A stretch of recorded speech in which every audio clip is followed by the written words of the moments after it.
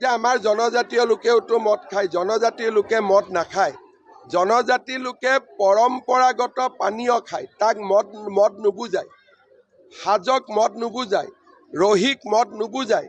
এইবিলাক কথা ক'ব নালাগে, কাৰণ মদ খাবৰ কাৰণে দোকান খুলিবৰ কাৰণে পাৰ্মিশ্যন লাগে, সাজ খাবৰ কাৰণে পাৰ্মিশ্যন নালাগে, ৰহি খাবৰ কাৰণে পাৰ্মিশ্যন নালাগে, আপং খাবৰ কাৰণে পাৰ্মিশ্যন নালাগে।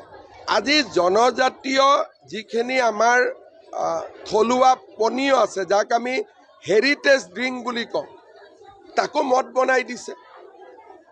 সেইটোতো মদ নহয়।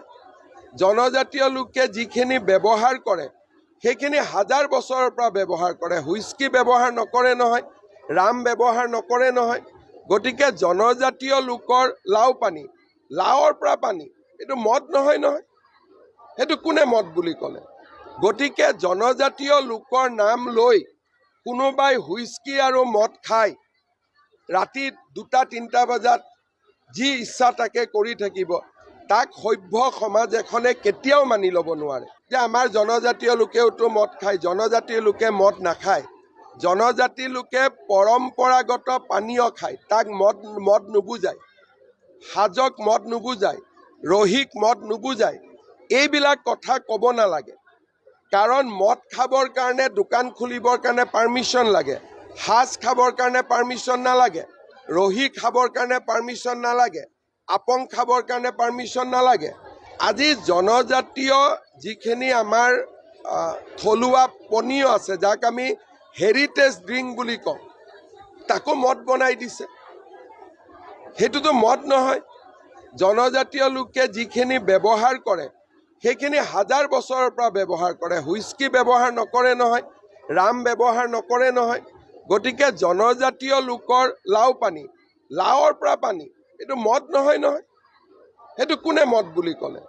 গতিকে জনজাতীয় লোকৰ নাম লৈ কোনোবাই হুইস্কি আৰু মদ খায়, ৰাতি 2-3 বজাত যি ইচ্ছা তাকে কৰি থাকিব, তাক সভ্য সমাজ এখনে কেতিয়াও মানি ল'ব নোৱাৰে। যে আমাৰ জনজাতীয় লোকেওতো মদ খায়, জনজাতীয় লোকে মদ নাখায়। জনজাতি লোকে পৰম্পৰাগত পানীয় খায়, তাক মদ নুবুজায়, সাজক মদ নুবুজায়, ৰহিক মদ নুবুজায়।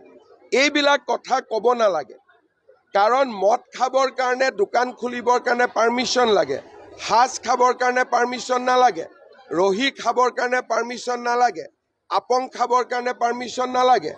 আজি জনজাতীয় যিখিনি আমাৰ থলুৱা পনীয় আছে, যাক আমি হেৰিটেজ ড্ৰিংক বুলি কওঁ, তাকো মদ বনাই দিছে। সেইটোতো মদ নহয়।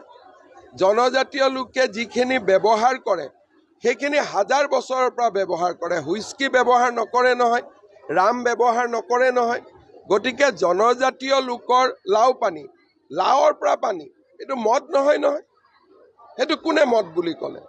গতিকে জনজাতীয় লোকৰ নাম লৈ কোনোবাই হুইস্কি আৰু মদ খায়, ৰাতি 2-3 বজাত যি ইচ্ছা তাকে কৰি থাকিব, তাক সভ্য সমাজ এখনে কেতিয়াও মানি ল'ব নোৱাৰে।